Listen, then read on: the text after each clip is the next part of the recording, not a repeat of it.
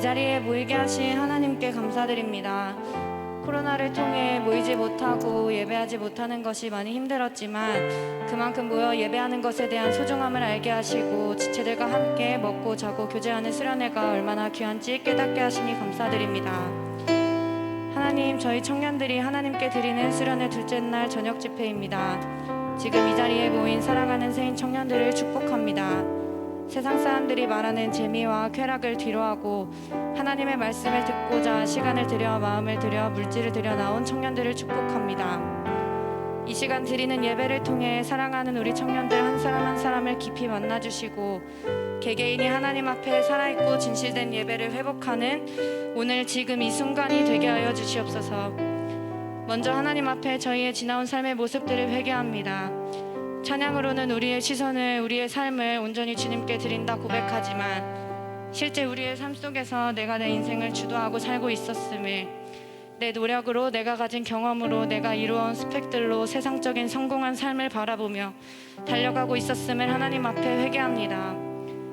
이번 수련회를 통해 우리의 그간의 거짓된 예배와 고백들이 완전히 깨어지고 진실된 고백으로 진짜 예배가 우리 안에 회복되어지길 기도합니다.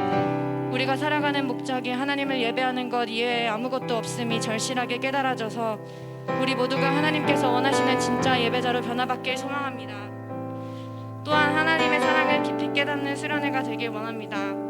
나 한 사람을 온 우주보다 소중하게 여기시는 그 사랑을 뜨겁게 만나고 잘 배워서 우리도 그 사랑을 세상 사람들에게 넘치도록 흘려보내는 예수님 닮은 청년들이 되게 하여 주시옵소서.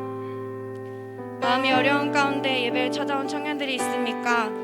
우리의 불완전한 상태 그 자체로 사랑해 주시는 그 사랑의 하나님을 만나기를 소망합니다. 예배 가운데 위로하시고 하나님의 영으로 가득 채우사 바쁜 가운데에서도 예배의 기쁨을 누리게 하여 주시옵소서. 말씀을 전하시는 조정희 목사님, 전미나 사모님을 축복합니다.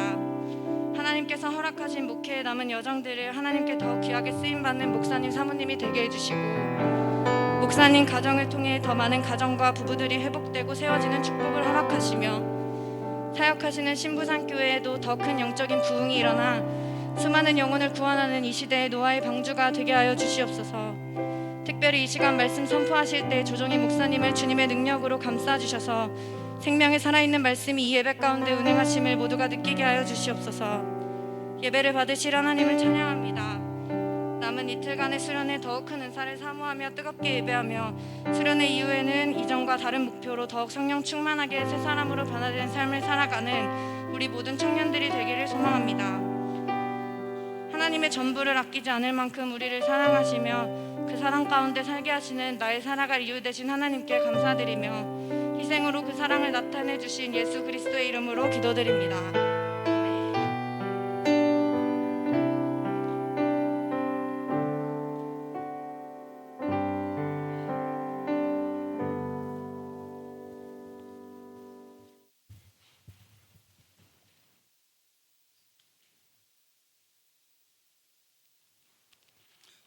저녁 맛있게 드셨어요? 옆 사람 한번 인사 나눌까요? 사랑합니다. 축복합니다. 사랑합니다. 축복합니다. 인상 쓰면서 하지 마시고 밝은 미소를 띠고 다시 한번 사랑합니다. 축복합니다. 사랑합니다. 축복합니다. 우리 본문 말씀 4절 5절 같이 한번 또 읽겠습니다. 고린도전서 13장 4절 5절.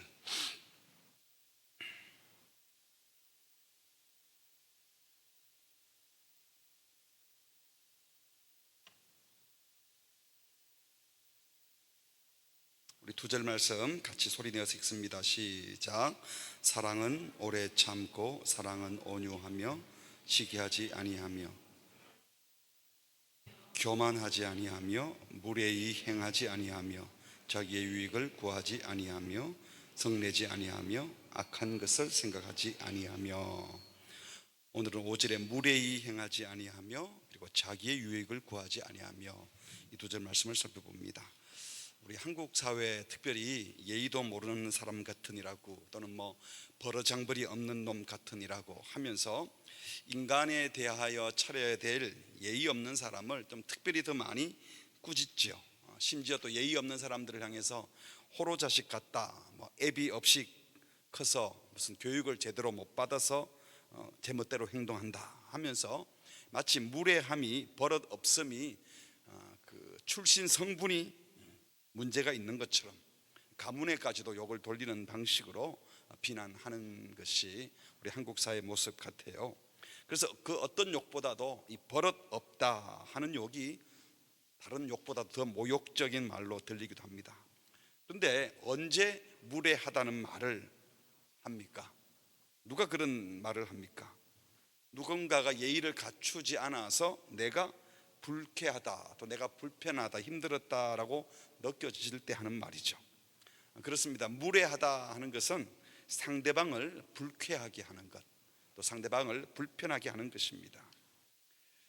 그래서인지 성경에서 사랑은 무례히 행하지 않는다, 무례함이 사랑이 아니라고 하는 이유는 내가 사랑해야 될 대상을 불쾌하게 하는 것, 불편하게 하는 것이니까. 사랑은 상대방을 존중히 여기고 귀중히 여겨야 되는데 불편하게 하고 또 불쾌하게 하니까 사랑이 아니라는 것입니다. 바로 앞절에서 사랑은 자랑하지 아니하며 교만하지 아니하며 라고 했는데, 이 자랑하는 마음이나 교만한 마음이 있으면 자연히 상대방을 어떻게 하겠습니까? 무시하죠. 자랑하고 교만하는 사람은 또 함부로 대하겠죠. 자랑하고 교만하는 사람이 상대방에게는 무례하게 행동하게 되어 있는 겁니다. 그래서 사랑에 대해서 말씀하시면서 시기하지 말고 자랑하지 말고 교만하지 말라는 말씀으로 부족해서 이제 그 시기, 자랑, 교만이 결과로 나오는 그 말이나 행동이나 자태에 있어서 무례함이 없어야 한다라고 말씀하는 겁니다. 다시 정리하면 이런 겁니다. 사랑이란 소극적으로는 시기하지 않고 자랑하지 않고 교만하지 않고, 부정적인 단어로 표현했다면 적극적으로 사랑은 예의 바르게 행동한다. 이 말은 세상의 모든 예절을 다 배워서 예법대로 행동하라 이런 것이 아니라 상대방을 적극적으로 존경하고 존중히 여기는 마음을 밖으로 표현하라는 것입니다. 그러니까 사랑은 무례히 행치 않고 라는 말씀은 사랑은 사랑하는 사람에 대하여 예의를 잘 갖추어야 한다라는 뜻이 될 겁니다. 사랑하면 함부로 해도 되는 것 아니라는 겁니다. 그러면 여러분, 우리가 사랑하려면 예절 교육을 받아야 할까요? 바로 안에 사랑하려면 예절 교육을 받아야 되나? 국어사전에 찾아보니까 예절, 이것은 예의, 범절의 줄임말이에요. 예의와 범절. 예의라고 하는 것은 남의 인격을 존중하고 경애하는 정신을 말과 행동으로 나타내는 것. 그리고 범절은 일상생활에 있어서 모든 일의 순서나 절차. 우리 예의는 좀 잘 아는데 예절을 잘 모르죠. 범절을. 그래서 예절이라고 하는 것은 상대방의 인격을 존중하는 마음을 그에 합당한 형식으로 표현하는 행위. 상대방을 존중하는 것을 그에 합당한 형식으로 존중하는 마음을 표현하는 행위를 예절이라고 하는 겁니다. 그러니까 예절이라고 하는 것은요, 마음으로 시기하지 않는다, 교만하지 않는다, 자랑하지 않는다, 존중한다, 이것만 가지고 부족하고 그것을 밖으로 표현하되, 우리가 어제 오래 참는다를 표현하면 친절하다고 나와야 되는 것처럼 시기, 자랑, 교만하지 않는 것을 표현하면 예의 바른 것으로 표현해야 한다는 겁니다. 근데 예절에도 여러 종류가 있다고 하죠. 자신의 몸가짐, 마음가짐, 표정, 옷차림 이런 것과 관계된 것을 우리가 개인 예절이라고 하고, 또 사회생활의 첫 단계라고 할 수 있는 가족 간의 예절을 우리가 가정 예절, 또 자신이 몸담은 지역 사회, 너와 나와의 관계, 우리와 관계로 발전시켜 나가는 사회 예절, 또 일상적인 생활에서 타인과의 관계에 서로가 지켜줘야 될 공공 예절도 있고요.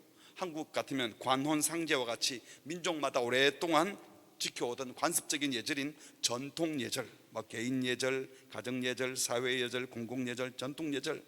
그런가 하면 예절이란 항상 다른 사람과의 관계에서 생기는데, 그 관계를 성격이나 또 만남의 장사에 따라서 인사 예절, 식사 예절, 상가에 가면 문상 예절, 연애할 때는 연애할 때 예절이 또 있고, 언어 예절, 전화 예절, 요즘은 게임 예절도 있죠. 써놓지는 않았지만 예의가 있잖아요. 게임할 때도 예절이 있고, 인터넷 쓸 때도 댓글 예절, 채팅 예절, 볼링장 갈 때도 치고 나서 다음 사람을 위해서 어떻게 해야 되는지 또 예절이 있지 않습니까? 뭐 춤을 추러 가서도 무도 예절도 있고, 차 마시는 차도도 있고, 또 지하철에서도 예절이 따로 있고, 수많은 예법과 예절이 있습니다. 그런데 문제는 이런 예절이 나라마다 다 다르다는 거예요. 또 한 나라에서도 지방마다 다 다릅니다. 그러면 우리가 이 예절을 다 공부하고 익혀야 성경에서 말하는 무례하지 않은 사람이 될 수 있는 겁니까? 그럴 수는 없잖아요. 물론 우리가 누군가를 만나러 갈 때 그 사람을 불쾌하지 않도록 하기 위해서 어느 정도 그 사람의 환경을 살펴야 되죠. 타문화군에 여러분 단기 선교 같은 거 갈 때 인사법 같은 거 배우러 가잖아요. 기본적인 예의는 배우고 가야, 실수하지 않고 불쾌하지 않으니까. 음식 예절 아시겠지만 일본에서는 식사할 때 조용히 먹으면 맛없다는 뜻이래요. 이러면서 이렇게 소리를 내면서 먹는 게 일본 사람들 입장에서는 그게 맛있다고 하는 표시라고 그래요. 또 중국에서 음식을 먹을 때는 음식을 좀 남겨야 돼. 싹 다 먹으면 적게 줬다는 말이냐. 그러니까 중국 가서 식사를 해보면 계속 더 갖다 줍니다. 그래서 그만 먹고 싶으면 싹 먹으면 안 돼. 우리는 그냥 남기면 안 된다 싶어 자꾸 먹으면 자꾸 줘요. 그래서 좀 남기는 게 예절이라고 그래요. 우리랑 다른 거죠. 저 나름대로 엄하신 부모님께 교육을 받아서, 저도 정교육을 받은 사람이니까 한국 안에서 뭐 제 정도 교육을 받으면 어느 정도 예의를 알 것 같은데요, 어떤 모임에서는 어떻게 해야 될지 몰라서 쩔쩔매를 때가 아주 많았습니다. 연세가 60이 넘으신 어른에게 이럴 때는 어떻게 합니까? 물어봐도 어떤 게 예법에 맞는 거죠? 물어봐도 모르는 경우가 많아요. 모든 예법을 다 하는 것이 정말 어렵다는 말씀을 제가 드리는 겁니다. 그래서 오늘 성경에서 사랑은 무례히 행치 아니하며 라고 말씀하셨다고 해서 우리가 이런 모든 예절, 시대마다 문화마다 또는 심지어 세대마다 예절과 예법이 다 다르잖아요. 인사하는 법이 다 다르단 말이죠. 예절을 잘 배워 지키면 최소한 사랑은 무례하지 않고라는 말씀을 지켜 사랑하게 되는 것이다, 이렇게 생각하면 오산입니다. 성경 전체의 문맥을 통해서 볼 때 사랑은 어떤 규범이나 규칙을 잘 지켜서 행하는 것이 아닙니다. 여기에 사랑은 무례히 행치 않는다, 예의 바라야 돼, 그렇게 예절이 없어가지고 성경을 아는 거야, 신앙이 있으면 예절도 있어야지, 이렇게 하면서 자기가 갖춘 예절을 강요하는 것은 성경을 오해한 것입니다. 오늘 본문에서 사용된 무례하다에 해당하는 헬라어 단어가 혹시 적혀 있나요? 여기에 아스케모네이라는 단어인데요, 적혀 있어요? 예.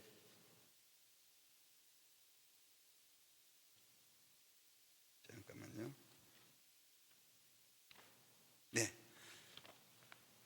아스케모네이, 이건 부적절하게 행동하다, 이런 뜻입니다.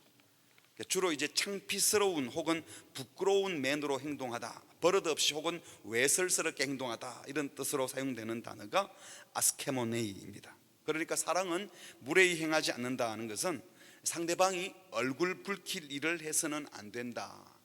다시 말하면 상대방이 창피스럽다, 이 불쾌감을 느끼지 않도록, 불편을 느끼지 않도록 행동할 때 조심해야 한다는 것이죠. 이것이 무례히 행하지 않는 사랑이고 사랑하는 사람이 갖춰야 될 가장 중요한 덕목 중에 하나입니다.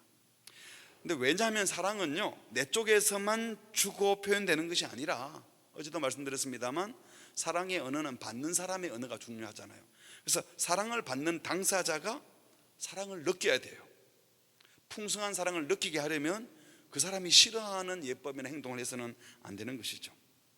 이 고린도전서 7장 36절에 보면요, 아스케모네오라는 단어가 사용되는데, 그러므로 만일 누가 자기의 약혼녀에 대한 행동이, 자기 처녀 딸을 가리키는 겁니다. 행동이 자기 딸을 혹은 약혼녀를 대하는 행동이 합당하지 못한 줄로, 경우에 합당하지 않은 것으로, 부당하게 사람을 대하는 것으로 생각할 때에, 합당하지 않다, 경우에 맞지 않다, 부당하게 사람을 대한다고 생각될 때 그 약혼녀의 홍기도 지나고 그같이 할 필요가 있거든 원하는 대로 하라. 그것은 죄 짓는 것이 아니니라. 그들로 결혼하게 하라. 무슨 소린가 하면 여기에 합당하지 못한 줄로 생각한다 하는 요 단어가 아스케모네오, 이 단어예요. 바로 앞에서 바울이 어떤 얘기를 했는가 하면요, 이 처녀가 시집가는 문제를 다루었어요. 그래서 처녀가 시집가면 결혼하면 남편을 기쁘게 해야 한다는 마음으로 마음이 갈라져서 주의 일에 집중하지 못할 수도 있지만, 시집가지 않고 독신으로 지내면 주의 일에 더 전념하는 유익한 점이 있다. 그러나 내가 이런 말을 하는 것은 올무를 놓아서 결혼 못하게 하려는 것이 아니라 주를 섬기는 너희의 유익을 위해서 독신으로 지내는 것도 괜찮다. 너희를 유익을 위해서 하는 말이다. 그러면서 어떤 경우는 결혼시키지 않는 것, 억지로 신입 보내지 않는 것이 처녀에게 합당하지 못하게 하는 일, 그러니까 부당하게 하는 일이 될 수도 있다라고 했어요. 그러니까 고린도전서 7장 문맥에서 합당치 못한 행동, 아스케모네이, 이건 뭔가 하면요, 처녀딸로 하여금 성적 욕망이나 모든 육체적 사회적 상황에서 결혼할 수밖에 없는 상황을 다 만들어 놓고 주를 위해서 결혼하지 말라, 독신이 더 좋다, 이런 식으로 말하면 결혼하려고 마음먹는 사람은 마치 죄 짓는 것 같은 느낌을 들고, 나는 뭐 주님이를 사랑하지 않아서 결혼하려고 하는가, 내가 성적으로 너무 그냥 한쪽에 빠져 있는가, 이런 느낌을 들게 하는 것이 창피하게 하는 거란 말이죠. 그러니까 다르게 표현하자면 남자와 여자, 또 남자가 처녀의 열정을 막 불러일으켜서 결혼하고 싶은 마음을 잔뜩 불러일으켜 놓고 난 다음에 주를 위해서는 혼자 지내 라고 하면서 결혼을 거부하는 경우, 그러면 결혼하려고 마음먹은 여자를 창피하게 하는 것이다. 이게 그 처녀를 부당하게 합당하지 않게 대하는 것이다. 이런 차원에서 이 단어를 사용했습니다. 오늘날 많은 젊은이들이 순간적인 자신의 이 격정 감정에 사로잡혔어요. 처음 연애할 때 좋으면 뭐라 그럽니까? 죽도록 사랑한다, 당신 없이 못 살겠다, 당신이 내 인생의 전부다, 모든 것을 들여서 당신을 위해 살겠다, 뭐 이런 식으로 말을 해서 여자의 마음을 잔뜩 불붙여 놓고 사랑에 빠지게 만드니까, 다 줄 것처럼 했으니까 육체적인 관계도 맺는 거예요.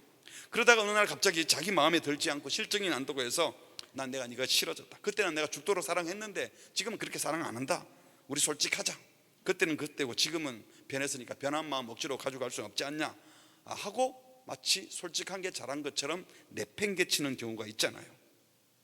이 갑자기 끓어오르는 사랑은 급히 식기 마련이지만, 내가 가지고 있는 감정과 격정을 정제하지 않고 본성이 끌리는 느낌대로 함부로 앞뒤 가리지 않고 상대방에게 다 표현해 버립니다.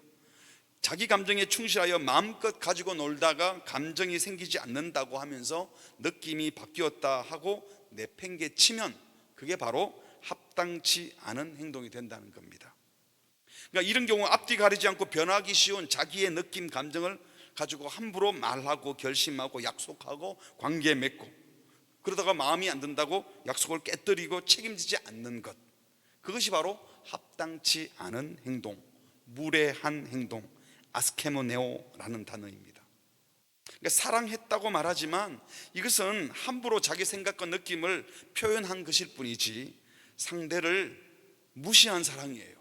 그러니까 내 감정에 충실해서 다 말해서 책임도 못 지면서 일단은 내 감정이 그러니까 하고 말해서 저쪽에 불을 다 지펴놓고 또 마음 바뀌었다고 나 마음 바뀌었어. 이게 바로 합당하지 않은 행동, 부당한 행동입니다. 무례한 행동입니다. 단순하게 무례히 행치 않는다는 것이 규칙 규범을 잘 지켜서 이런 뜻이 아니라 상대방을 충분히 배려하지 않고 내 감정 함부로 표현하여서 상대방으로 하여금 곤란하게 만드는 이런 일들이 바로 무례한 행동인 거죠. 사무엘하 13장에 보면 여러분이 아는 이야기죠. 다윗의 아들 장남 암논이 다른 이복 동생 압살롬, 그리고 압살롬의 친 여동생 다말을 좋아했어요. 그러는데 또 이복 여동생이기도 하고 압살롬이 암논과 별로 관계가 또 별로 안 좋았거든요. 그래 암논이 그 다말이 자기한테 관심이 없는 걸 알면서도 상사병이 걸려버렸어요. 그래서 막 걱정하니까 친구 그 모략꾼인데 요나답이 와서 왜 이렇게 왕자님께서 걱정이 많습니까? 그랬더니 내가 지금 그 다말을 좋아하는데 그 여자가 나를 안 좋아하는 것 같고 그래서 그렇다. 그런 거 나한테 말해주지, 내가 다 알아서 해줄게요. 그러고는 뭐 어떻게 할까? 그랬더니 아파서 누운 척해라, 그리고 임금님을 불러라. 그러면 병문안 올 거 아니냐 왕자님한테. 그래서 다윗 임금이 병문안 왔을 때 이렇게 말해라. 제가 너무 힘들고 아픈데 내 그 여동생 다말이 와서 과자 만들어서 구워서 내 입에 갖다 주게 해주면 좋겠다고. 그 정도 내가 해주지. 그래서 또 자기 딸이니까 시킨 거예요. 다말에게 과자를 만들어서 갖다 놓고 가니까 나한테 먹도록 입에 넣어달라. 입에 넣어주려고 왔을 때 그를 겁탈해버리죠. 억지로 겁탈할 때 이러지 마십시오. 우리가 같은 형제가 이러면 안 됩니다. 남매인데 어쨌든 이 배가 다르지만 거부하는데 억지로 강간을 해버립니다. 그런데 남자들이 그렇잖아요. 사랑해서 한 게 아니고 자기의 배설 욕구 때문에 그냥 욕구를 충족시키고는 갑자기 미워지는 겁니다. 사무엘하 13장 11절에 보니까요, 이 본문 내용이 이렇게 나옵니다. 그에게 먹이려고 가까이 가지고 갈 때에 암논이 그를, 다말이죠, 붙잡고 그에게 이르되 나의 누이야 와서 나와 동침하자 하니까 다말이 뭐라고 합니까? 내 오라버니여 나를 욕되게 하지 마십시오. 이런 일은 이스라엘에 마땅히 행하지 못할 것입니다. 이거 어리석은 일입니다. 이런 수치를 지고 내가 어디 가서 살겠습니까? 그런데 암논이 그 말을 듣지 않고 억지로 동침해서 강간했죠. 그리고 나서 15절에 같이 봅시다. 시작. 그리하고 암논이 그를 심히 미워하니 이제 미워하는 미움이 전에 사랑하던 사랑보다 더한지라. 이게 미움 사랑했지만요, 미움은 사실이지만 전에 사랑하던 사랑은 사랑 아니죠. 사실은 지금 성경이 말하는 그런 사랑이 아니라 그의 욕정, 그를 겁탈하고 갖고 싶은 욕정이 있었지만 이제 그게 인격적인 관계가 아니었으니까 이제는 더 미워해버린 겁니다. 그래서 암논이 쫓아내버립니다. 일어나 가라. 16절에 다말이 그에게 이르되 옳지 않다. 나를 쫓아보내는 이 큰 악은 아까 나한테 행한 그 악보다 겁탈한 것보다 더 나쁘다. 암논이 그를 듣지 아니하고 그가 부리는 종을 불러 이르되 이 계집을 내게서 이제 내보내고 문빗장으로 지르라. 쫓아내버렸어요. 사랑입니까? 폭력입니까? 폭력이죠. 이건 사랑이라는 단어를 썼지만 애초에 사랑했는데 사랑이 미움으로 바뀐 게 아니고 그냥 욕정, 무례함이에요. 무례함. 자기 욕정을 그냥 막 발산한 겁니다. 마음대로 끝내버리고 쫓아내버리고. 이 사건으로 인해서 암논은 이복 형제였던 다말의 친오빠인 압살롬의 칼에 죽게 됩니다. 그리고 이 사건을 일으키고 난 다음에 압살롬은 또 아버지에게 쫓겨났다가 다시 돌아와서 대역 죄를 짓죠. 아버지를 쫓아내려는 전쟁을 또 일으킵니다.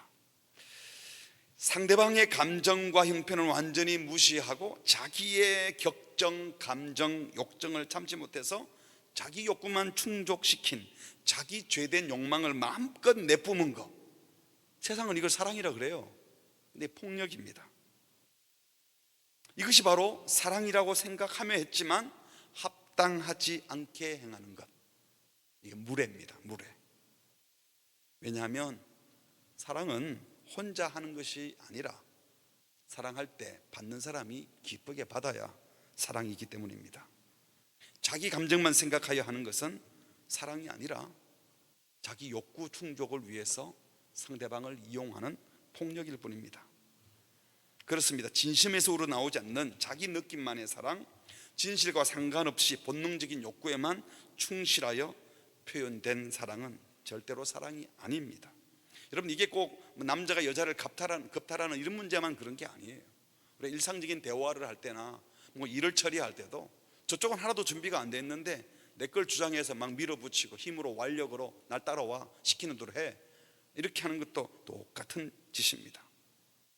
사랑에는 나의 감정만이 있는 것이 아니라 상대를 적절하게 대우해주는, 예우해주는 예의가 있어야 됩니다. 누가 봐도 합당한 자연스러운 만남이어야 한다는 겁니다. 이것이 서로 관계가 정해지지 않고 상대방에 대한 배려가 없이 하는 행동들은 아무리 한쪽에서 사랑이라고 해도 합당하지 못한 무례한 일이기 때문에 사랑이 아니라는 겁니다. 혹시 누군가를 사랑하고 있습니까? 그렇다면 그 상대방이 부끄러움을 느끼지 않도록 하세요. 간혹 결혼한 부부들도 보면요, 제가 보는 앞에서 막 그 자매가 남편을 무시하는 말을 막 하고, 이 사람은 어쩌고 또 남편도 자기 여자를 너무, 제가 보는 앞에서도 함부로, 속이 훤히 보여요. 저런 식으로 해, 내 앞에서도 이 정도로 하면 집에 가서는 어떻게 할까, 이게 보이는 거예요. 가장 가까운 사람이라고 함부로 대하면 사고 납니다. 부당하게 대하지 마시고 정당하게 대해 주십시오. 따라합시다. 사랑은 무례하지 않습니다.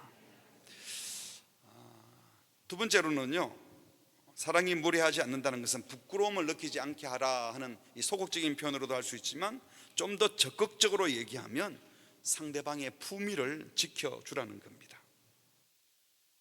상대의 품위를 지켜준다, 이 말은 함부로 대하지 않는다, 귀하게 여김받고 존중받고 있다는 느낌을 들게 하는 겁니다.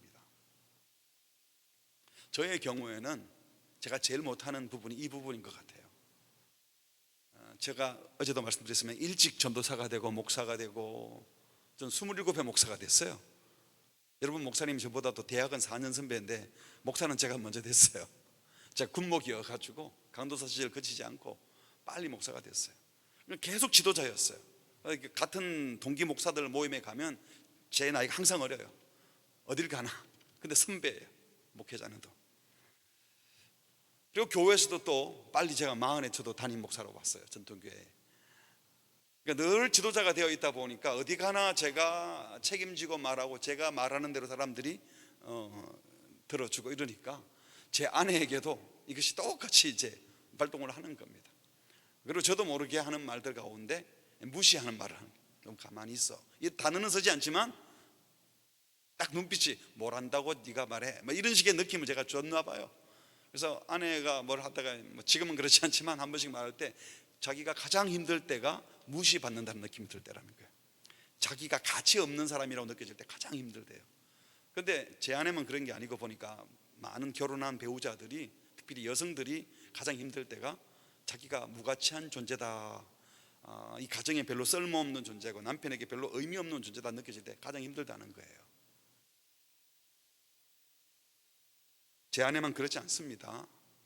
또 결혼한 부부 사이만 그런 것도 아니에요. 모든 사람이 마찬가지입니다.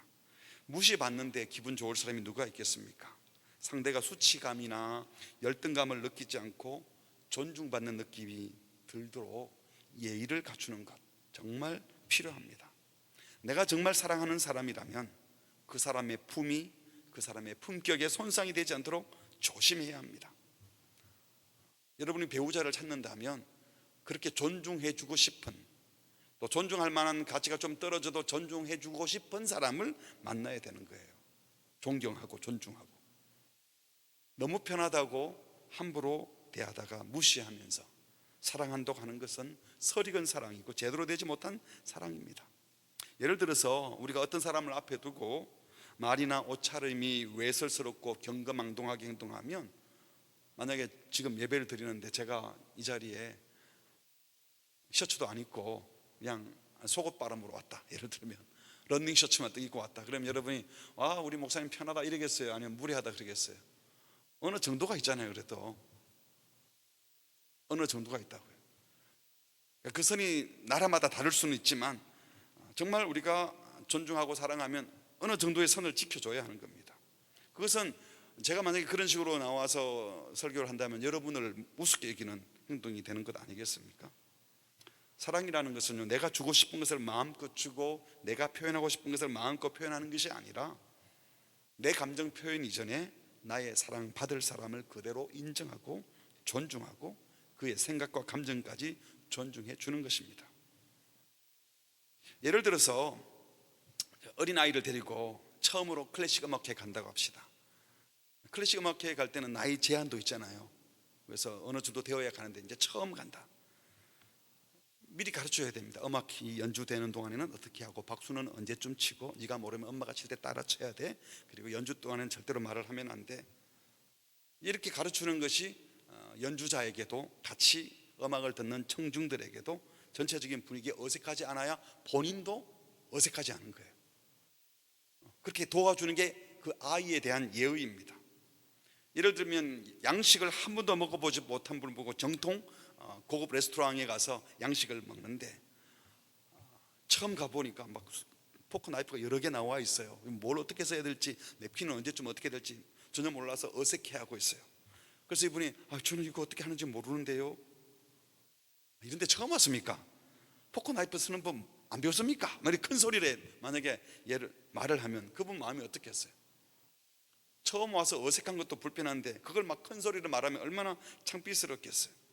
오히려 내가 생각하는 그런 예법을 모른다고 무시하지 말고 정중하게 무언하지 않도록, 무례하지 않도록 행동하는 것은, 아유 음식 먹는데 뭐 순서 없어요, 괜찮아요, 그냥 제가 하는 대로, 제가 하는 순서대로 따라 하시면 돼요, 살짝 얘기해서 같이 온 손님들이 느끼지 못하도록 코치를 해주고 편하게 식사할 수 있도록 도와주는 것, 이런 게 예의죠.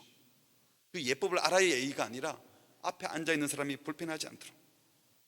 그러니까 무례히 행하지 않는다는 것은요, 나의 예법을 상대에게 지도하는 것이 아니고, 이것도 모릅니까? 이 정도도 몰라요, 이렇게 말하면 얼마나 불편하겠어요.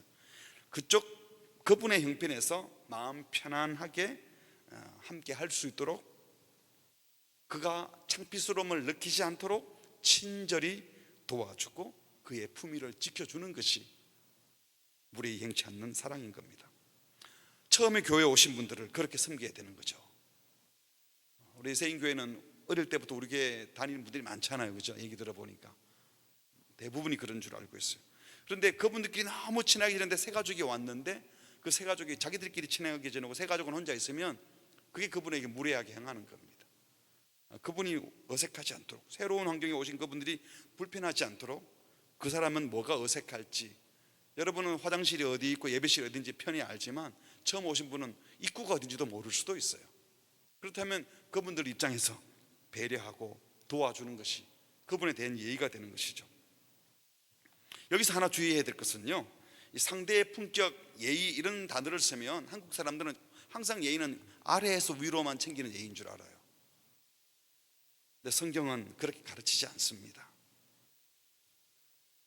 어른들이 젊은이들에게 해야 될 예의가 있고 부모가 자녀에게 해야 될 예의가 있는 겁니다. 성경에 보면 피차 복종하라 그랬지 자녀만 부모에게 순종하라 그러지 않았습니다. 자녀들은 순종하고 아비들은 자녀들을 노엽게 하지 말라 그랬어요. 얼마나 어려운 일입니까?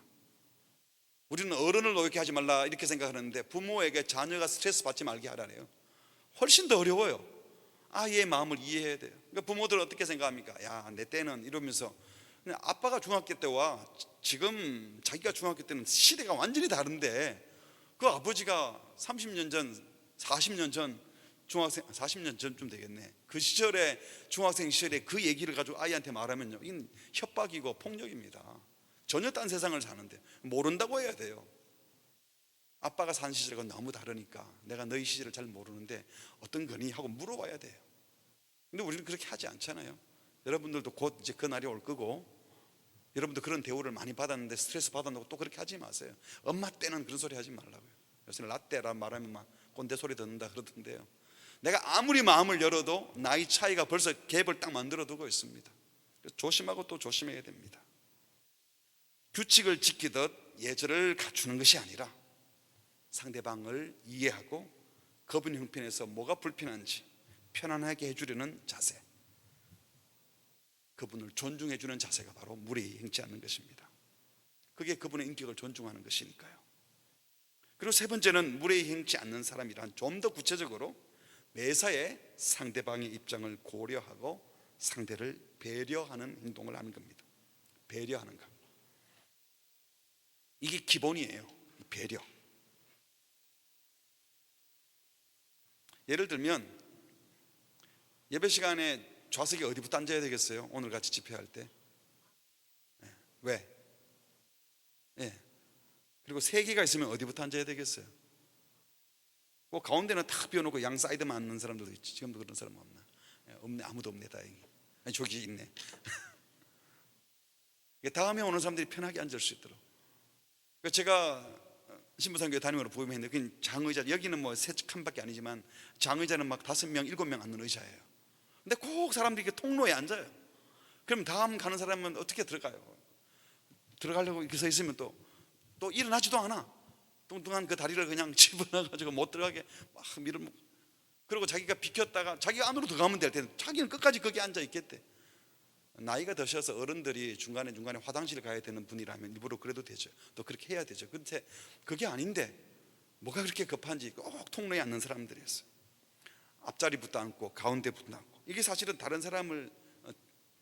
배려하는 거잖아요. 예배 시간이나 음악회 가서 휴대폰 메시지 좀 안 받아도 안 되나요? 꼭 그 중간에 들고 나가서 바쁜 사람 티를 내야 되나요? 심지어 예배 드리는 가운데서도. 정말 그 장례식 할 때 한동안 이 스마트폰이 이제 막 갑자기 막 유명해져서 어른들이 작동을 못하면서 들고 왔는데 재밌는 일들이 많아서 재밌다 해야 되나? 장례식 갔는데 와 이리 좋노, 와 이리 좋노, 그 멜로디가 나오는 거예요. 예배 시작하려고 하는데 정말 막 얼굴이 화끈화끈하는 거예요. 교인인데 어떻게 그런 또 벨 진동 메시지를 넣는지 몰라요. 조심해야 됩니다. 여닫이 문을 열고 닫을 때 뒤에 오는 사람이 있으면 배려를 해야 되고요. 화장실 사용할 때 뒷정리하는 거 너무 당연한 것 같지만 아무도 안 보면 대충 하고 나오는 사람들도 있잖아요. 조용한 식당에서, 저는 식당 같은 데 가보면 좀 교인들이 가서 밥 먹을 때 조용하면 좋겠어요. 근데 교인들이 많이 몰려다니잖아요. 둘이만 가면 조용한데 이게 막 4명 5명 되면 권사님 집사님 뭐 이러고 불러놓고는 일하시는 분한테 큰 소리 치고 빨리 안 가져온다고, 빨리 안 줍니까 막 이러면 예수 믿는 티는 내지 말지, 교회 다니는 티는 팍팍 내면서 하는 짓은 그냥 천박하게 행동하고 속이 너무 상하더라고요. 무례한 거예요. 조용한 공간에서 목소리를 좀 조절하는 것도 필요해요. 제가 이 소리는 사실 여기는 안 해당하는 것, 부산에 와보세요. 부산에 오면 식당이 왜 이렇게 시끄러운지. 조용한 카페가 없어요. 다 시끄러워. 근데 그 들어보면 항상 시끄러운 사람들 중에 교인들이 많아요. 교회에서 성경을 읽을 때도 보면은 합독합시다 이렇게 하면 소리를 맞춰야 되잖아요. 근데 꼭 보면 목소리 큰 사람이 혼자 천천히 읽어요. 일부러 또 뭐 자기 티 내려고. 그런 분이 가끔 있고, 또 혼자 너무 막 빨리 읽는 사람들. 하여튼 작은 것 하나도 옆 사람을 좀 생각하고 배려하고 같이 가려고 하는 그런 자세가 필요하다는 거죠. 좋은 말을 하더라도요 분위기를 보고 해야 됩니다. 잠언 27장 14절에 보면 이런 말씀이 있어요. 같이 해볼까요? 시작. 이른 아침에 큰 소리로 자기 이웃을 축복하면 도리어, 아무리 축복하는 말이어도 잠자고 있는데 축복합니다 이러면요 뭐야, 짜증나게 만든다는 거죠.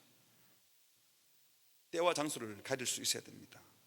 10년째 자식이 없어서 힘들어하는 사람 앞에서 딸 낳고 싶은데 아들만 3명이야 죽겠다 이러면 되겠어요? 10평 집도 없는 사람 앞에서 이번에 집이 좁아서 40평에서 50평으로 옮겨놨더니 60평으로 할걸, 생각보다 너무 좁다. 대학 들어간 자식이 한 명도 없는 부모 앞에서 이번에는 서울대 들어가야 되는데 연대밖에 못 갔다 뭐 예를 들면서 이런 소리 하면 그게 신자가 할 얘기가 아니죠. 왜 그런 말을 하는 거예요? 자녀를 훈계할 때도 그 아이의 자존심이 상하지 않도록, 저희들도 자녀가 넷이었잖아요. 하다 보면 막 다 있는 데서 한 아이를 그냥 야단치면 더 잘 안 들어요. 그래서 야단칠 때는 한 놈만 데리고 들어가서 따로 야단을 쳐야 말을 듣는 거예요. 그게 존중이죠. 어떤 면에서는 야단을 치더라도.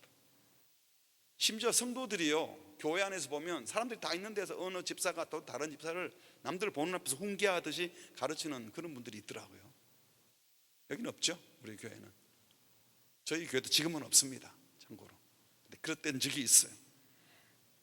여러분, 교회 안에서는 그 누구도 다른 사람을 훈계하고 지적할 권리가 없습니다. 우리 다 같이 형제고 자매인데 누가 누구를 지도하고 가르쳐요? 이치에 합당하게 한다, 부당하게 대우하지 않는다는 것은요 꼭 남녀 간의 문제나 큰 이치를 말하는 것이 아니라 상대방의 입장을 고려하지 않고 행동하는 모든 것이 이치에 합당하지 않은 행동이 되는 겁니다. 남편이 아내를 배려해야 되고 아내가 남편을 배려해야 되고, 자녀들은 부모를 이해해야 합니다. 특별히 여러분들은 나이 드신 부모님들을 이해하셔야 됩니다. 참고로 아버지가 어머니가 55세 이상인 분 손 한번 들어보세요. 없나? 55세. 예. 서울 사랑의 교회에서 제자 훈련할 때요 55세 이상인 목사는 안 받아요. 이유가 뭔가 하면 해도 안 변하기 때문에. 목사도 안 바뀌는데 다른 사람은 어떻게 바꾸겠나. 그래서 55세 이상이 지나면, 그러면 나이를 그렇게 끊는 건 좀 이상하긴 하지만 그 연배를 그렇게 오랫동안 그 세계관에서 살면 아무리 성경 말씀을 가르치게 해도 아는 듯 배운 듯 해도 궁극적으로 잘 못 변한다. 변해도 너무 힘들다. 그러니까 제자 훈련할 때 에너지 낭비 덜 하도록 55세 이하를 하라 뭐 이렇게 말을 하는데, 뭐 저는 100% 동의하지는 않아요. 저희 교회는 뭐 60대 심지어 70에 훈련 받는 분도 계십니다. 제자 훈련 받는 분도 계시는데요, 제가 지금 말씀드리고 싶은 것은 그럼에도 불구하고 자녀들이 부모를 변화시키려고 하는 시도 자체를 하지 마세요. 에너지 낭비예요. 우리 엄마도 은혜 받았으면 좋겠다, 우리 아빠도 오늘 이번에 이 사랑의 말씀을 꼭 들어야 되는데, 이게 내가 들을 게 아니라 아빠가 들어야 되는데, 뭐 이런 생각 하지 마세요. 쓸데없는 짓입니다. 그분은 하나님이 바꾸실 거고, 여러분은 여러분만 바뀌면 돼요. 하나님이 하실 것을 기대하고.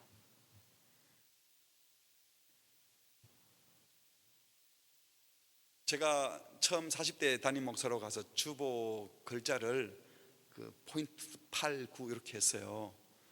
그랬더니 나이 드신 어른들이 글자가 너무 작다, 키워달라. 근데 제가 좀 촌스럽게 글자를 크게 하면 너무 세련되지 않은데, 디자인상. 그래서 끝까지 고집했는데 제가 50대 중반 넘어가니까 제가 안 보이더라고요. 폰트 키워라 야. 너무 많이 죄송했어요. 이해를 못하는 거죠. 아무리 말을 해도. 제가 좀 불편한 제가 류마티즘을 앓고 있습니다. 그래서 지금도 제가 오른쪽 어깨가 갑자기 여기 온 날부터 조금 아파가지고요, 이게 조금 불편해요.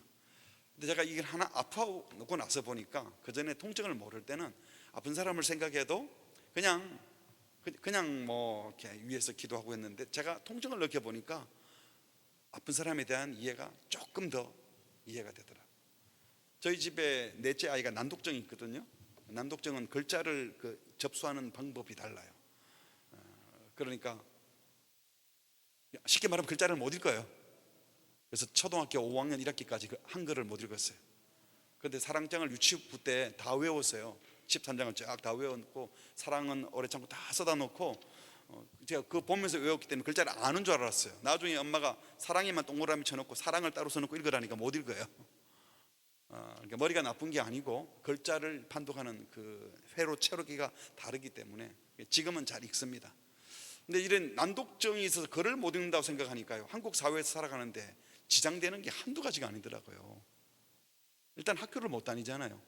저희들은 홈스쿨 했습니다. 5년간 학교 가봤자만 야단만 먹고 오니까 1학년 딱 보냈다가 이거 아니구나 딱 접고, 그래서 셋째 넷째를 데리고 5년간 홈스쿨을 했는데요, 홈스쿨 하면서 이제 그때 계속 생각한 게 뭔가 하면, 보통 우리는 평균도 못하냐? 뭐 이런 말 하면서 좀 비아냥거리잖아요. 평균은 인구의 절반이에요. 그거 아세요? 평균은 일반 인구의 절반이라고. 평균 이하는 절반이야. 평균도 못하냐 그러면 절반 이하는 인간이 아니에요. 우리도 모르게 그런 식의 표현을 쓰는데 이게 아주 잘못된 말이에요. 그러니까 기능적으로 떨어지고 부족한 사람들을 제가 우리 아이들에게 그런 부족함이 없으면 아예 생각 자체를 못했을 것 같아요. 이들을 생각하고 나서 보니까 장애인들도 눈에 들어오고, 또 입양을 하고 나니까 미혼모가 눈에 들어오고, 그 시설에서 어떻게 아이들이 자라는지, 위탁모가 어떻게 뭘 하는지 이해가 되더라고요. 그러니까 우리가 경험하지 않은 세계에서 우리가 남들의 마음을 편안하게 해주고 예의를 갖춘다, 이게 굉장히 어렵습니다. 그 상대가 살아온 삶의 여정을 살펴보고, 또 그 사람이 만나왔던 사람, 그 사람이 하는 생각, 건강, 나이, 환경, 이걸 이해해야 예의를 갖출 수 있어요. 그러니까 누군가를 사랑한다는 것이 결코 쉽지 않고, 배려한다는 것도 그렇게 만만치 않습니다. 내가 누구든지 다 잘해줄 수 있다, 이 오만한 말이에요. 하나님의 은혜가 필요합니다. 물론 사랑은 무리에 행치 않는다고 해서 사랑의 사람은 항상 부드럽게만 말하라는 것은 아닙니다. 우리 예수님도 화내셨어요. 마태복음 11장에 보면 20절에 예수께서 권능을 가장 많이 행하신 고을이 회개하지 않으므로 그들에게 책망하시되 화 있을진저, 이 말은 저주를 받을지어다 고라시나, 저주를 받을지다 베사다야. 모든 권능을 두루와 시돈에서 행하였다면 그들이 벌써 베옷을 입고 제 앉아 회개했을 것이다. 내가 너에게 이르노니 심판날에 두루와 시돈이 너희보다 견디기 쉬울 것이다. 가버나움아, 네가 하늘에게서 높아지겠느냐? 음부에까지 낮아지라, 지옥에나 떨어져라, 이런 소리예요. 예수님이 그런 말씀을 했다니까요. 독사의 자식들아, 마태복음 12장 34절, 야 이 뱀새끼들아, 이거 아닙니까? 우리가 하는 개 XX가 똑같은 거예요. 그런 욕을 하셨어요. 너희는 악하니 어떻게 선한 말을 할 수 있겠나? 너희들은 종자가 악하다, 이렇게 예수님이 말씀을 하신 거예요. 아주 거친 욕을 하셨습니다. 왜 하셨죠? 그들에 대한 하나님의 사랑의 표시입니다. 외식해서 껍질이 딱딱히 굳어서 있는 사람은 욕을 해서라도 정신 차리게 해야 되기 때문에 오히려 독서를 한 게 그들에 대한 사랑의 표현이었습니다. 무슨 말씀인가 하면 사랑은 무례히하지 않아야 한다라고 해서 어떤 경우에도 무조건 부러운 말만 하고 매너 있는 말만 하라는 건 절대 아니에요. 예수님도 그렇게 하지 않으셨으니까요. 그래서 어려워요. 언제 우리가 거친 말을 해야 되고 언제 예의 있게 해야 되는가, 언제 불쾌하더라도 야단을 쳐야 되고 언제는 불쾌하지 않도록 해야 되는지. 그래서 계속 분별해야 됩니다. 기도해야 됩니다. 사랑하기 위해서라도. 나는 그냥 하면 되는 게 아니라. 요즘 어른들은 그렇지 않지만 제가 30대 40대까지만 해도 식사 대접을 받으러 가면 어머니들이 그 권사님들 집사님들이 밥을 많이 줘요. 밥을 많이 먹어야 또 그게 대접이에요. 밥을 이만큼 주셔요. 요즘 밥 많이 그렇게 먹지 않잖아요.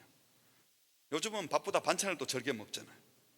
또 많이 먹기보다 각자 먹을 만큼 하는 게 또 예의가 바뀝니다. 지금은 이제 밥 많이 퍼주면 예의가 아니죠.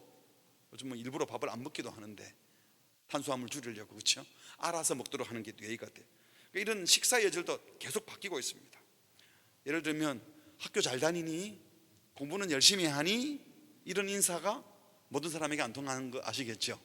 우리 집 아이들 보고 학교 안 다니는데 학교 잘 다니니? 이러면 우리는 학교 안 가는데요. 그럼 부모님, 어른들이 진짜 그랬어요. 뭐 학교를 안 가노 너희들? 너 엄마 아빠 뭐 하는데? 뭐 이렇게 나와요. 당장 학교를 안 보내고 어떡하려고 그럽니까? 우리 교인들 가운데서도 학교를 안 보내면 애 어떡하려고 그럽니까? 그러니까 학교를 보내는 게 교육이라고 딱 머리에 꽂혀 있는 거예요. 교육이 꼭 학교를 보내는 건 아닐 수도 있잖아요. 새로운 얘기입니까 이게? 그럴 수 있잖아요. 요즘 공부 말고도 좋은 잘하는 것 많이 있을 수 있어요. 꼭 공부를 잘해야 되는 거 아니잖아요. 그렇게 묻는 것 자체가 얼마나 상대방에게 창피하게 만들기도 하고 부담스럽게 하는 것일 수도 있다는 겁니다. 사실 뭐 이런 것들은 크게 중요한 일이 아닐 수도 있지만 이 죄의 문화, 사탄의 질서가 만연한 이 세상에서 올바른 사랑을 한다는 것이 결코 만만치 않다는 것을 예정을 든 겁니다. 왜냐하면 온통 사랑이 뒤엉켜버리고 오염되어 버리기 때문에 나는 격려한다고 하는 말이 상대방에게는 고통이 되기도 해요.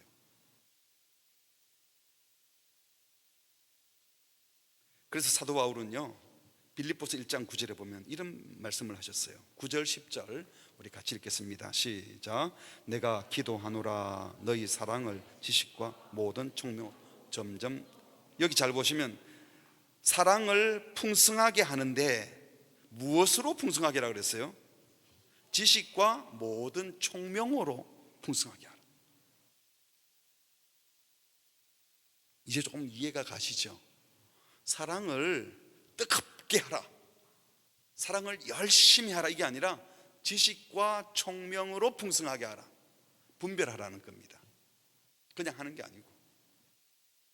그래서 그 다음 절에 10절에 보면 너희로 지극히 선한 것을 분별하며, 이것은 뭔가 하면 선악을 구별하는 걸 우리가 할 줄 알죠. 사랑하는 사람이 뭐 악을 행하겠어요?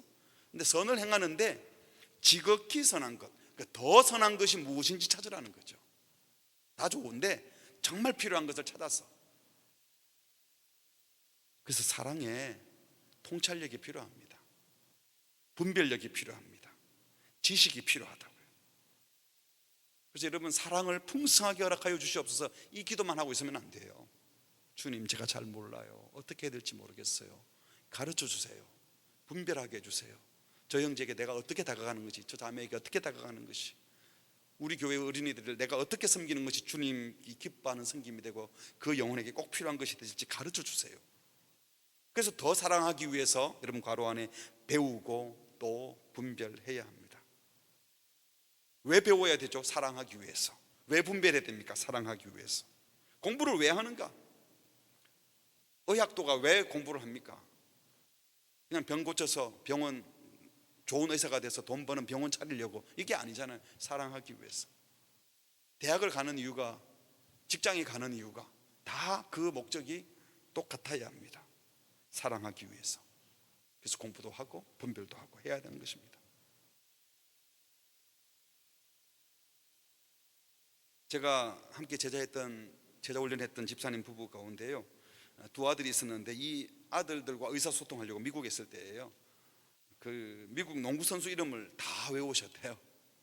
아이들이 농구를 너무 좋아하는데 걔들하고 대화하고 싶어서. 또 제가 아는 70대 장로님이셨는데 그분은 제자 양육 리더도 하시고 그랬는데요. 70이 되셨는데 프랑스어를 공부를 하셨어요. 그 이유를 보니까 딸이 프랑스 남자랑 결혼을 했어. 근데 그 손녀 딸과 대화를 해야 되는데 손녀 딸은 불어밖에 못하니까 손녀 딸과 대화하려고 불어 공부를 했다는 거예요. 또 제가 아는 어떤 어른은 자기 딸이 디자인 전문가가 되었는데 맨날 그 관심이 디자인이니까 그 딸이랑 의사소통 몇 마디라도 하려고 일부러 디자인에 대한 책을 사서 공부를 했다는 얘기를 들었어요. 장애인들을 사랑하기 위해서 시각장애인은 어떻게 안내해야 되는지, 그렇죠? 휠체어를 탄 사람은 어떻게 도와야 되는지, 교도소의 재수사들을 만난다면 우리가 어떻게 문안을 하고 병원에 방문했을 때는 어떤 인사를 건네면서 도와야 되는지, 병원에 누워있는데 안녕하세요 평안하세요 그러면 안 평안해서 거기 가 있는데 그냥 안녕하세요 그러면 뭐 어떻겠어요? 미혼모들을 만나서 상담하기 위해서, 사춘기의 청소년들을 만나기 위해서, 어린아이들을 더 잘 사랑하기 위해서. 그러니까 주일학교 선생님들도 그냥 공과책만 들고 가서 되는 것이 아니라 내가 만날 영혼들을 연구해야 되는 겁니다. 정치적으로 나와 다른 생각을 하는 사람들, 그분들은 제껴놓아야 되는 게 아니잖아요. 좌파든 우파든 나와 다른 정치적 입장을 가진 사람들을 이해하고 사랑하기 위해서 공부해야 됩니다.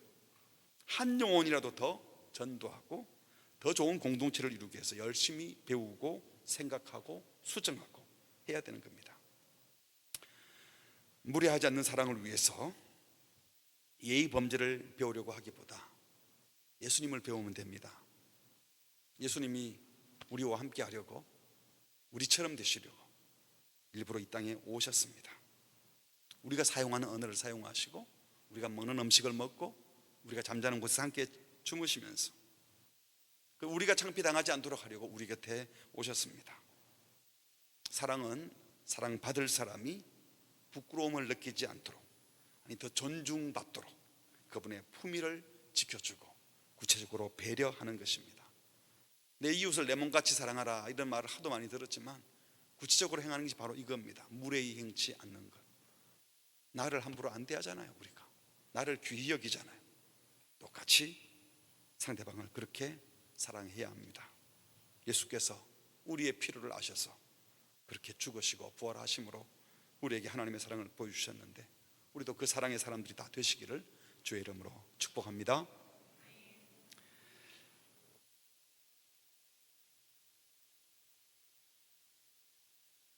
계속 이어서 해도 될까요? 쉬고 싶어요? 괜찮아요? 네. 이어서 사랑은 자기의 유익을 구치 않는다는 말씀 나누려고 합니다. 지금 우리가 계속 사랑에 대한 말씀을 듣는데요, 이 말씀은 전하는 자도 듣는 자도 접하면 접할수록 사랑이 뭐 이렇게 어렵나, 그냥 하면 되는 줄 알았는데 이거 볼수록 야, 참 힘들다, 오래 참는다, 이것도 참 어렵고, 친절하다는 것도 어렵고, 시기하지 않고 자랑하지 않고 교만하지 않고 무례히 행치 않고, 이 항목 하나하나 우리 본성하고는 너무 맞지 않는 일들 같아요. 그 중에 제일 힘든 게 이겁니다. 자기의 유익을 구하지 아니하며.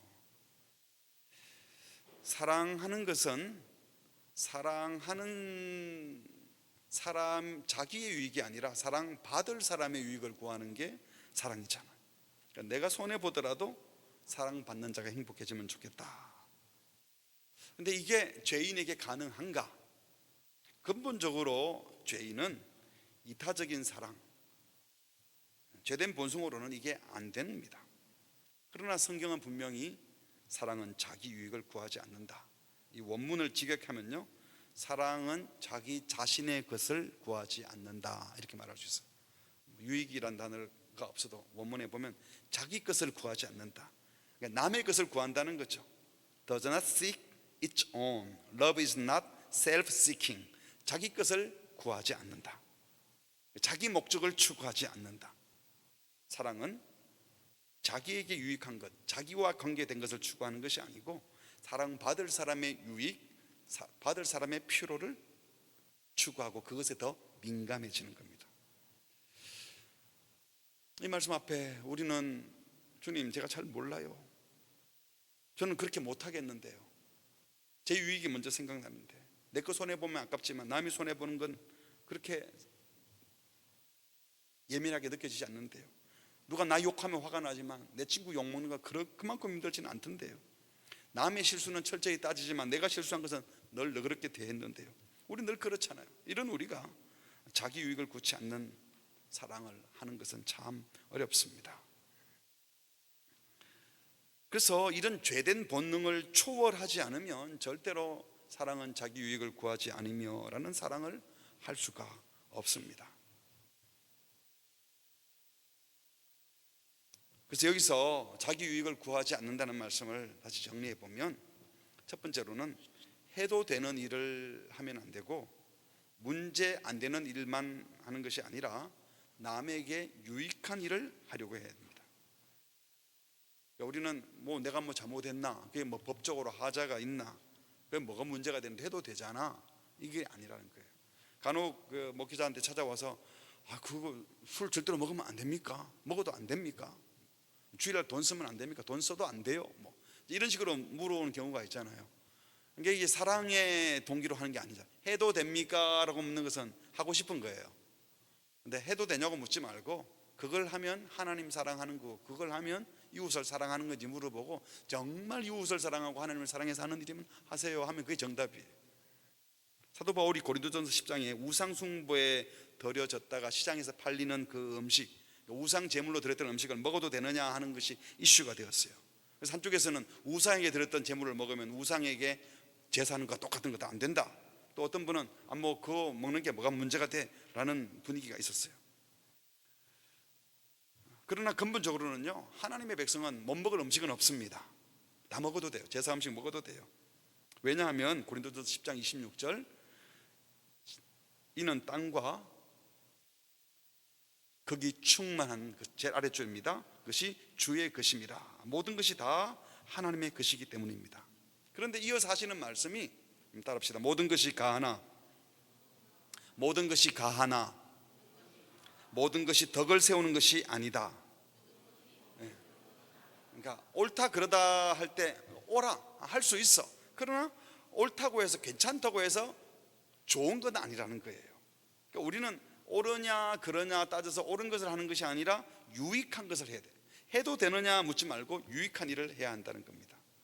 그래서 고린도전서 10장 24절에 보면, 누구든지 자기의 유익을 구하지 말고 남의 유익을 구하라.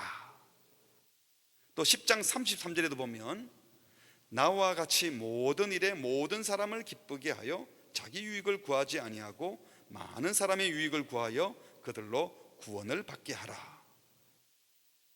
그러니까 핵심은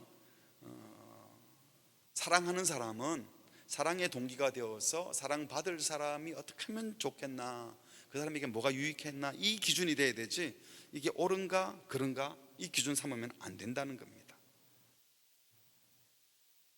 하지만 죄된 본성을 가진 사람들의 행동 기준은요, 항상 사랑이 기준이 아니고 나한테 유익한가, 합법적인가, 손해 안 보겠는가, 도덕적으로 옳은가, 욕 먹겠나 안 먹겠나, 여러분 이것은 나중에 문제이고요. 물론 도덕적으로 욕도 안 먹고 합법적으로도 문제가 안 되는 것도 중요해요. 그러나 이것이 최종 기준이 되면 안 되고, 플러스 남에게 유익한가, 유익한 것을 해야 됩니다. 다른 사람들이 좋아하고 유익하고 복될 것들을. 리더십에 대해서 얘기하면서요, 4가지 리더십 얘기를 합니다. 첫 번째는 너 죽고 나 살자, 이기주의형. 그래서 상대를 죽여서라도 자기만 살려고 하는 리더십. 두 번째는 너 죽고 나 죽자, 같이 죽자는 겁니다. 패배주의자이죠. 세 번째는 너 살고 나 죽자, 희생형, 봉사형이래요. 그래서 이런 형태에 대해서 말하기를, 이런 형태는 남은 잘되게 하지만 너무 자기를 비하하고 자학하기 때문에 바람직하지 않다. 그래서 네 번째가 너 살고 나 살자, 윈윈 하자, 이렇게. 그래서 4가지를 가지고 너 죽고 나 살자, 나 살고 너는 죽여버리겠다, 또는 너 살고 나 죽자, 마지막에는 같이 살자. 그런데 이 중 3번째에 너무 혼자 희생만 하지 말고 함께 잘 되는 방향을 찾아보라 라는 말을 들을 만큼 정말 희생적이어서 남의 유익을 구하는 사람이 얼마나 있을까 하는 생각을 해봤어요.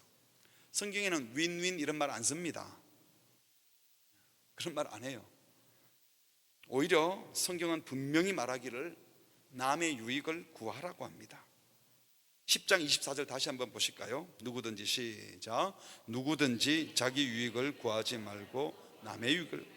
한 번 더 33절 나와 같이 시작. 나와 같이 모든 일에 모든 사람을 기쁘게 하여 자신의 유익을 구하지 아니하고 많은 사람의 유익을 구하여 그들로 구원을 얻게 하라.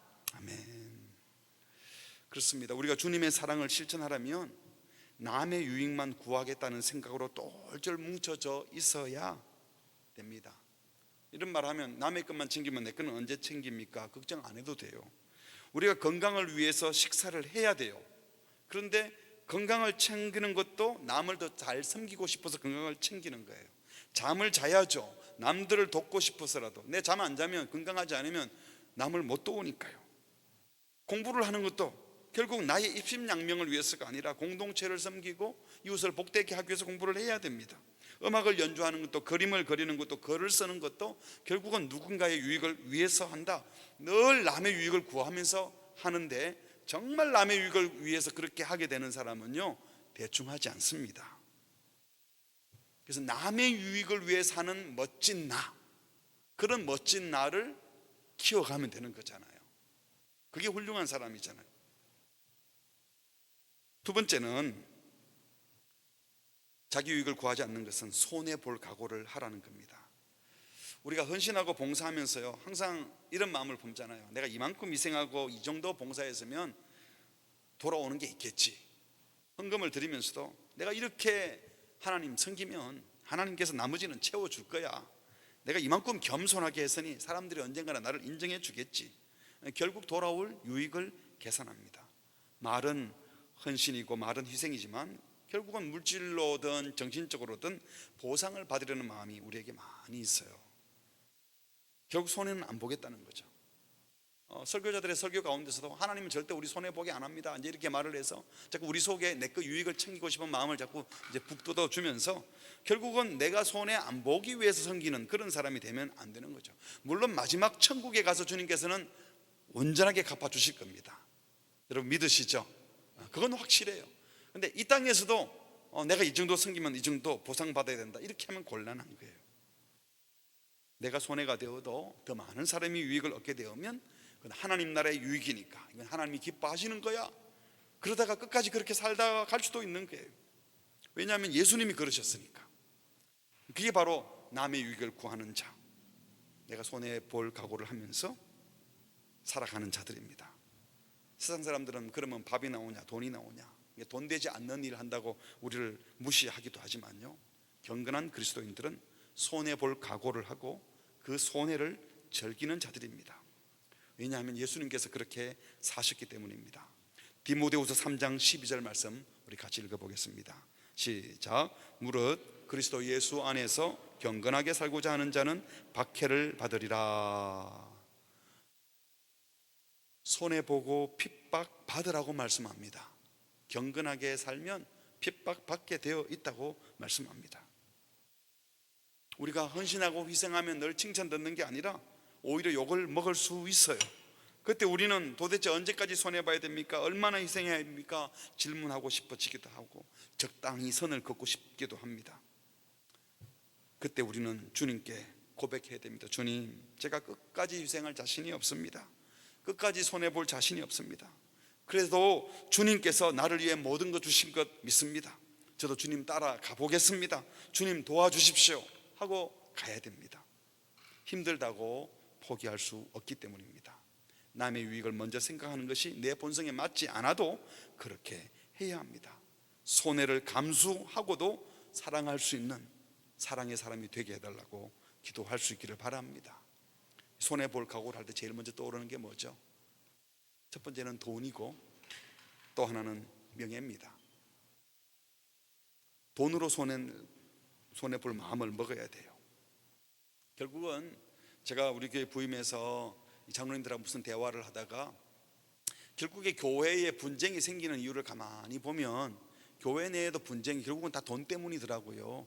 대부분이 돈 때문이더라고요. 그랬더니 장로님 한 분이 손을 뻗쳐 들으면서 목사님 아닙니다 그래요. 예? 그러니까 대부분이 아니고요, 100% 다 돈 때문입니다 이러더라고요.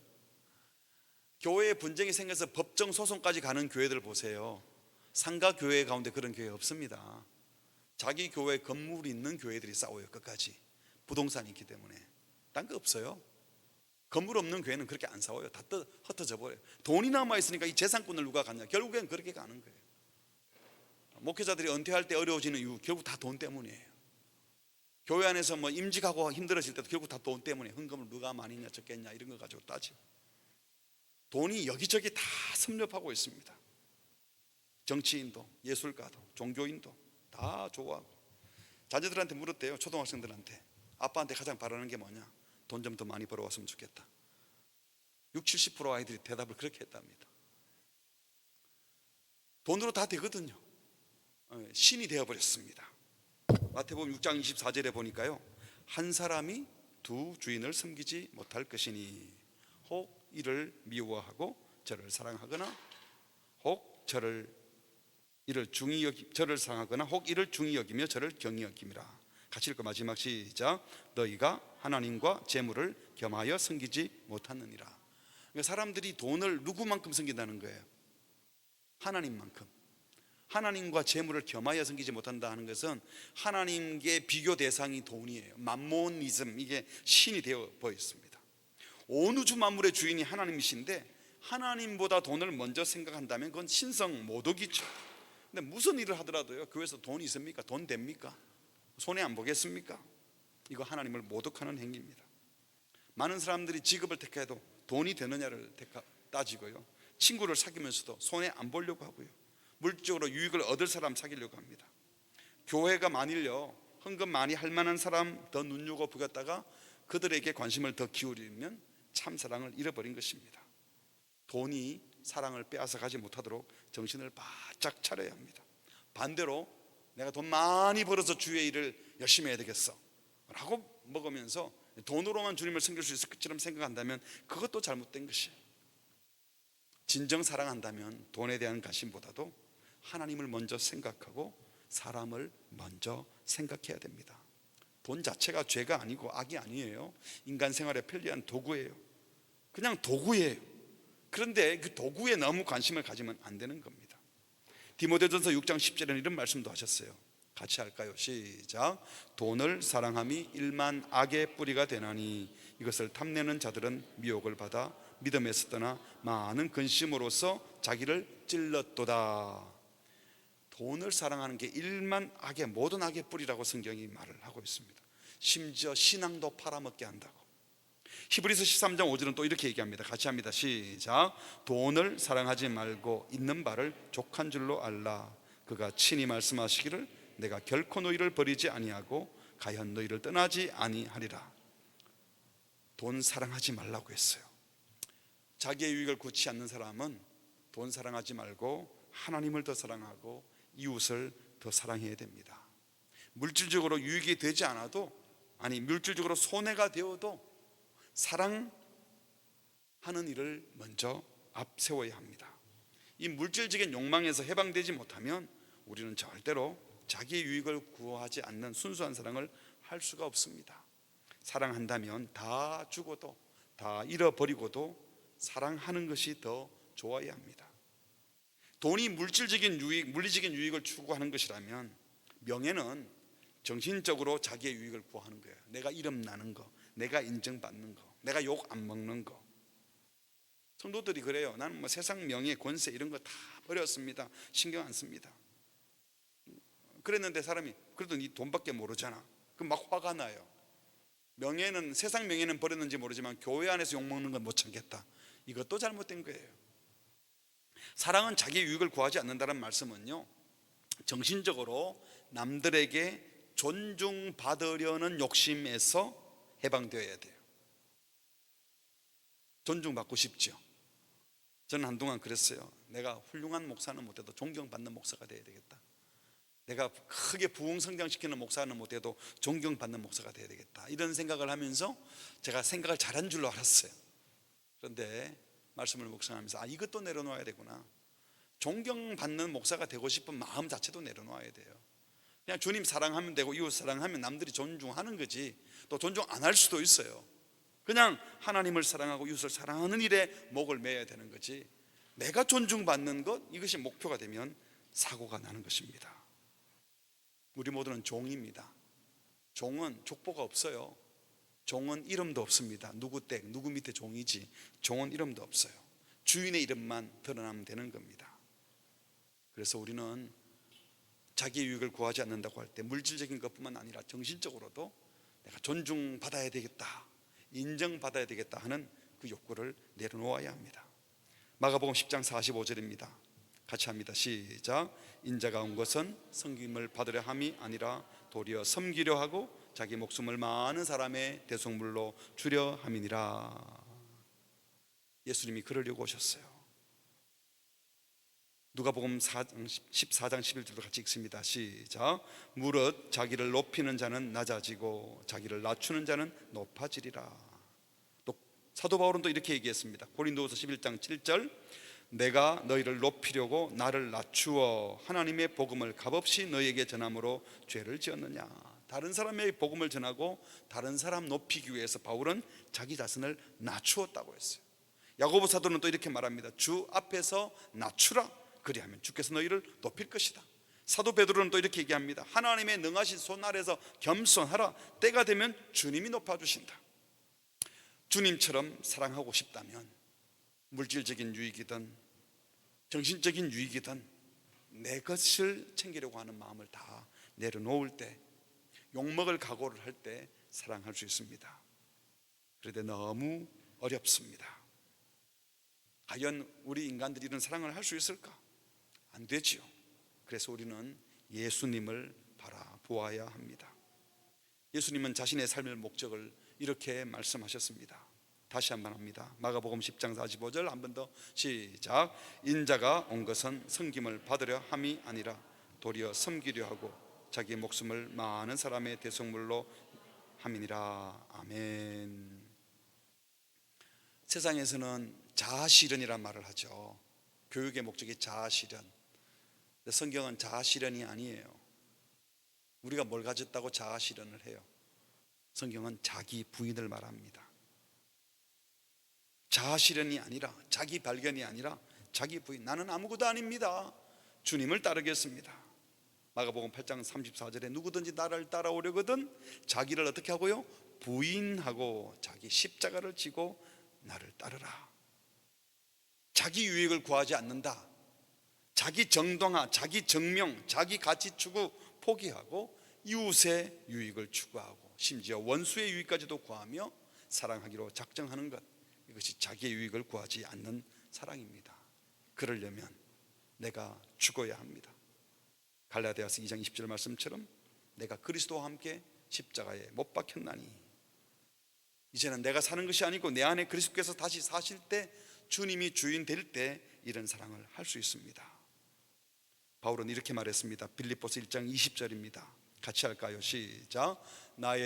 빌립보서 1장 20절 시작. 나의 간절한 기대와 소망을 따라 아무 일에든지 부끄러워하지 아니하고 지금도 전과 같이 온전히 담대하여 살든지 죽든지 내 몸에서 그리스도가 존귀하게 되게 하려 하나니, 이는 내게 사는 것이 그리스도니 죽는 것도 유익함이라. 아멘. 바울은 내가 건강하냐 병드냐 사냐 죽냐 이게 문제가 아니고, 어떻게 해서든 예수님이 높임을 받아야 되겠다. 내가 죽어서 예수님이 높임을 받으면 난 죽겠다. 자기 유익을 추구하는 삶이 아니라, 자아 실현을 위해서 자기 관리하는 삶을 산 것이 아니라, 바울은 자기를 부인하고 주님이 영광 받는 것을 목표로 삼았습니다. 그렇습니다. 사랑은 자기 유익을 구하지 않습니다. 죄된 본성을 가진 자에게는 안 되는 일이지만 예수 안에서 죽고 예수님이 우리 속에 살면 가능한 일입니다. 말씀을 맺겠습니다.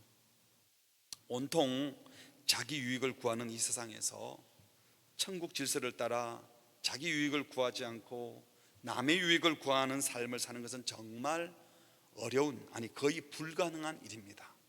하지만 앞서가신 예수님을 본받아 주님을 따라갈 때 우리도 그 길을 걸어갈 수 있습니다. 우리가 그렇게 가겠다고 결심하면 주님이 혼자 앞으로 확 가버리지 않으실 거예요. 한 걸음 한 걸음 우리 걸음을 인도해 주시고 때로는 우리를 손잡아 주시고 안아도 주시고 잘했다 칭찬하시면서 끝까지 격려해 주실 것입니다. 그리고 마지막에 착하고 충성된 종아 하시면서 우리에게 칭찬해 주실 것입니다. 만약에 이 땅의 삶의 전부라면, 여러분 천국이 없다면요, 지금 성경이 말하는 이런 식의 사랑은 바보 같은 사람들이 하는 거예요. 그렇지 않습니까? 어떻게 남의 유익을 구하며 살고 내 건 다 내려놓고 어떻게 삽니까? 그러나 우리는 여기가 전부가 아니라고 믿기 때문입니다. 우리 의지와 본성으로는 절대로 이런 사랑을 할 수 없지만 성령님이 우리와 함께 하실 것을 믿기 때문에 우리는 이런 사랑을 해보려고 작정을 하는 것입니다. 사랑하는 성도 여러분, 예수님의 십자가의 죽음과 부활을 통하여 우리에게 새 생명이 주어졌음을 여러분 믿으십니까? 이 새 생명이 주어졌다는 것은 이 새 생명을 갖고 이 땅에서 일정 기간 살다가 이제 영원한 생명으로 이어진다는 사실도 믿으십니까? 결국은 이 믿음이 없으면요, 이 천국에 대한 분명한 소망이 없으면 절대로 이런 사랑을 할 수가 없습니다. 하나님께서 은혜 주셔서 기본적으로 늘 남을 배려하고 다른 사람의 유익을 구하는 이 사랑을 구체적으로 실천하면서 여러분 주변에 있는 사람들이, 여러분을 만나는 사람들이 그분 곁에 있으면 내 마음이 따뜻해지고 내가 많이 배우게 되고 얻게 되고 힘을 얻게 돼. 얼마나 좋은지 몰라.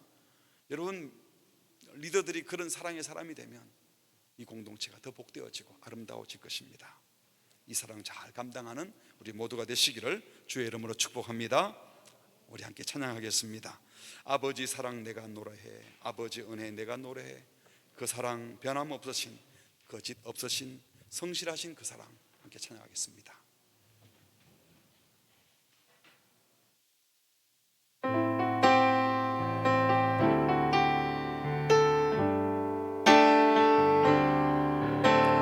아버지 사랑 내가 노래해,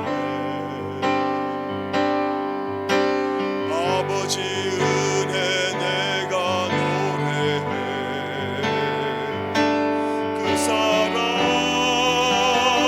변함없으신, 거짓 없으신, 성실하신 그 사랑, 상한 갈대 꺾지 않으시니,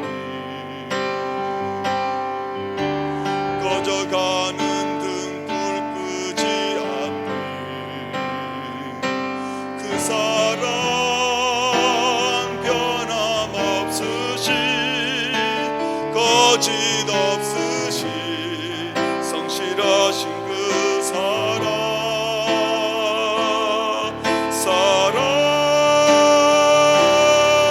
그 사랑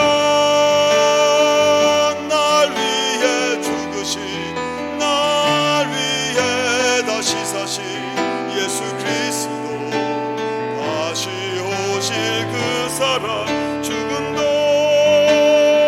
생명도 천사도 하늘의 어떤 권세도 끊을 수 없는 영원한 그 사랑 예수. 아버지 사랑 내가 노래해, 아버지 사랑 내가 노래해. 아버지 은혜, 아버지 은혜 내가 노래해. 그 사랑 변함없으신, 거짓 없으신, 성실하신 그 사랑, 상한 갈대 꺾지 않으시니, 꺼져가는 등불 끄지 않니. 그 사랑 변함없으신, 거짓 없으신, 성실하신 그 사랑,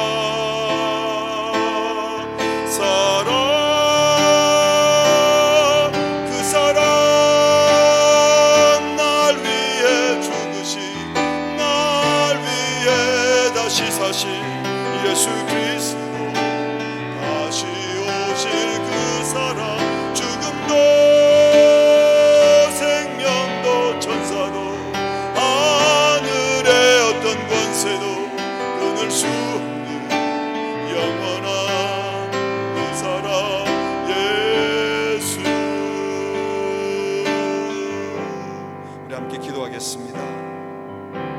사랑은 무례하지 않는다. 사랑은 자기 유익을 구하지 않는다고 했습니다. 단순하게 예의 갖추는 것이 아니라 상대방을 배려하고 그분을 존중하고 그분의 품격을 세워주는 건데, 그러려면 우리가 상대방을 알아야 해요. 근데 우리가 너무 모르잖아요. 심지어 내가 나 자신도 잘 모르면서 내가 남을 사랑할 수 있다, 남의 마음을 이해하고 세워줄 수 있다, 거의 불가능합니다. 여러분 부모님들 잘 이해하고 계신가요? 여러분 동생이나 형 또는 누나, 언니, 동생 잘 이해하시나요? 내 기준으로 함부로 분별을 하지 못하면서 함부로 대하지 않았습니까? 또 공동체 안에서 무례하게 해서 나는 잘한다고 했는데 상대방에게 상처를 준 적은 없습니까? 이 시간 기도할 때 하나님, 무례하지 않게 해주십시오. 합당하게 상대방이 부끄러움을 느끼게 한 일들 주님 용서해 주시고, 남을 창피스럽게 했던 말과 행동들 주님 용서해 주시고, 이제는 깊이 사고하고 생각하고 제대로 사랑할 수 있도록 은혜를 달라고 기도합시다. 자기 유익을 구하지 않는 사랑을 하라고 했는데 주님 앞에 고백합시다. 주님, 제가 이거 못하겠는데요, 주님 도와주십시오. 그러나 내 유익을 구하는 사랑은 결국은 다 망하는 일인데, 주님께서 하셨던 것처럼 내 유익이 아니라, 내 필요가 아니라 이웃의 필요에 더 민감할 수 있도록, 다른 이들의 필요에 민감할 수 있도록 주여 분별력을, 통찰력을 허락해달라고 주여 은혜를 주시옵소서. 제대로 사랑하게 하여 주시옵소서. 제대로 사랑할 수 있도록 주여 은혜를 주시옵소서. 다 함께 합심해서 주님 이름 한번 크게 부르고 기도하겠습니다. 주여,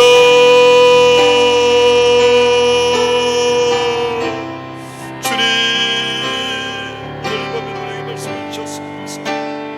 주님, 무례하지 사랑을 해야 되는데 나도 우리에게 부족한 것이 많아서 제대로 사랑할 능력이 없음을 고백합니다. 주여 은혜를 베풀어 주시옵소서. 주여 능력을 베풀어 주시옵소서.